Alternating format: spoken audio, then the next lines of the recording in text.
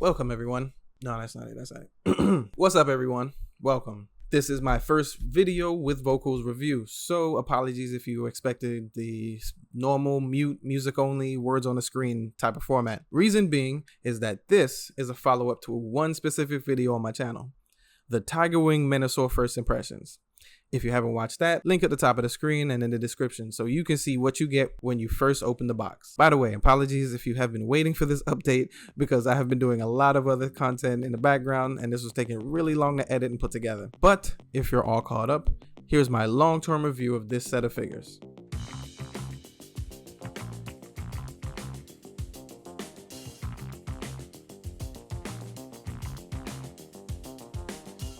So, quick backstory. This is the MHZ Toys MINI-07 Tigerwing Menasor Combiner Set of 5 Oversized version. Hell of a title. It's an upscale KO of the Magic Square offering, so the materials are pretty similar, sort of. Reason I picked it up was because I wanted a closer to source material G1 Stunticon set, and also it was cheaper than the Legacy offering. Quick notation, right now it's even cheaper than when I got it a year ago. My only hope back then was that it scales with Chug figures. Chug meaning the generally released figures from the Hasbro line. Question is, does it? Skip here if you want to know a little sooner. Otherwise, let's start with a quick overview of articulation in the combined Menasor mode. So the head, 360 degrees, slight dog confusion tilt on both sides, full windmill and T-pose with the arms, 90-degree bend at the elbow and the wrist rotation, and Hasbro articulated fingers. 360-degree spin at the waist and a teeny tiny tilt forward and backwards. Rotation at the thigh. Kind of loose on one of these legs. I fixed that later with the screwdriver right here. And bend at the knee. Also, rocker at the feet. So it's the basic movements expected for most figures and then some. I didn't really expect too much of it, so it did pretty good. Also, here are some additional shots of how far it can really stretch its limits to. I got 2 shots. Also, here's a quick comparison to some Chug bots and a single Legends figure for scale. There's more to come. This was just what was kind of accessible at the moment. Now, for those of you who didn't go back to the impressions video, that one was kind of long and it did need some direction. But here's what comes in the box. I'll put that on the screen, and here's what applies to Menasor. 2 sets of replacement thighs, a replacement head, chest and waist, blaster and sword. So the combined mode is made up of 5 figures and a skeleton made of Motor Master's trailer, just like the X Transbots, DX9, Magic Square, Hasbro, and maybe Fans Toys? Most likely Fans Toys. That's probably the safest engineering that these companies can go with due to the need for posing and stability. If you're an engineer and you have a better option, put it down in the comments. And here are the individual figures. Great, right? Mainly if you're a G1 accurate tune guy from the 80s.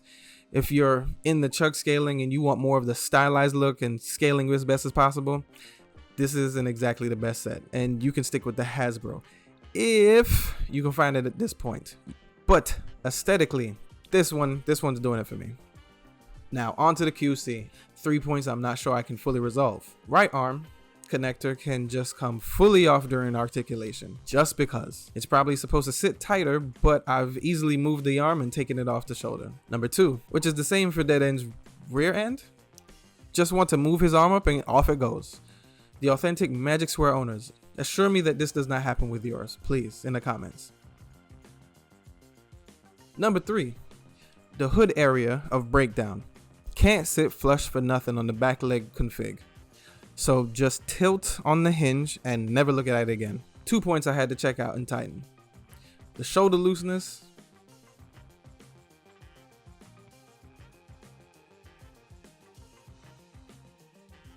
And the leg thigh looseness.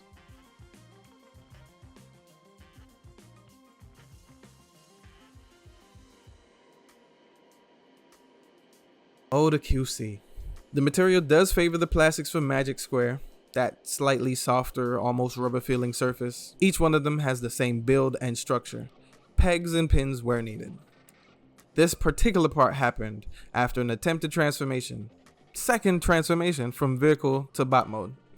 The two options for Menasor's arms configurations are to join together or separate. Having him in a separate mode, the rear end of Dead End can't really stay attached for nothing. So I decided to use the join configuration and connect the two halves together. As soon as I tried to transform the legs, a small rotation over the mushroom peg and it broke. I never realized before if there was any stress marks or split areas because it's pretty dark, it's a black piece. But being the maximum second transformation and it broke means that the plastic is either too soft or the joint is too tight. Maybe? What I do know is I superglued the thigh back over the waist peg and no reason for future thigh rotation, right?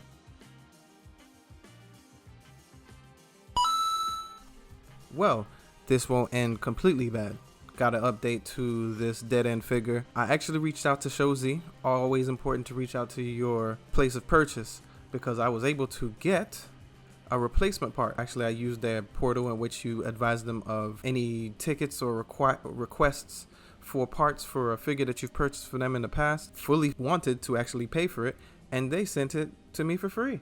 It was an awesome surprise. I really appreciate. Shout out to Shozi Store for fulfilling this request for me, even when I didn't know if I was even going to be able to get this part replaced almost a year after my original purchase. I sent them the pictures first and they sent me just the part I needed, the thigh joint where it broke over. So once I received this, I went ahead, got the box out because my stuff is currently in storage, got out Dead End and attempted surgery, we'll call it. I've never actually taken apart any of my figures, I think. Nothing so far. So this is the first time. So I got it out, put it on the board, and voila. So I'm real happy.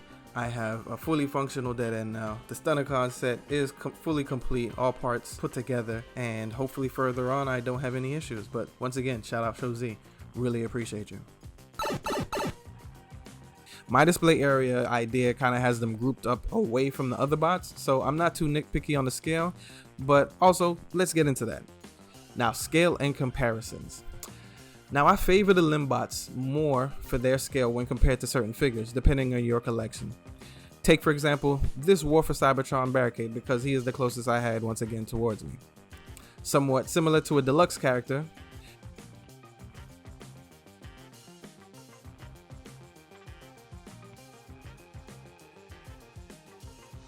And when you have a Voyager figure such as War for Cybertron Siege Megatron, also closest in arm's length, it kind of works. Kind of sort of works. I mean, it's whatever at this point. Sadly though, Motor Master doesn't live up to the hype. He's only so much taller than the Limbots. So when you put him next to the team, he doesn't have that overbearing look like in most StunnerCon media. So I've learned what is the Oversized Legend scale. He does, however, look exactly like his G1 portrait, and that pose is decent. None of these are amazing in the articulation department, but they're good enough to pull off some of those action scenes outside of the A stance. So the set itself is pretty good depending on your use case. I'm gonna rate this a pickup if you like just a good old G1 standalone Menasor, you collect legend scale figures, you're unable to locate any other form of StunnerCon media. Look out for the re-release coming the second half of 2023. Currently at a great price, summer of 2023 at $79.99. Pass though if you're nervous about the listed QC issues and collecting in a chug scale or anything larger. But for me, this is a pickup. Great job. So thank you for listening. Thank you for watching. This video was recorded and edited in between a bunch of upcoming videos, so I will be putting out those reviews with vocals going forward. Most likely I'll title any video with or without vocals because it's a bit time consuming to write out a script for each and every figure, but if you enjoyed it, let me know. And until then, I will catch you in the next one.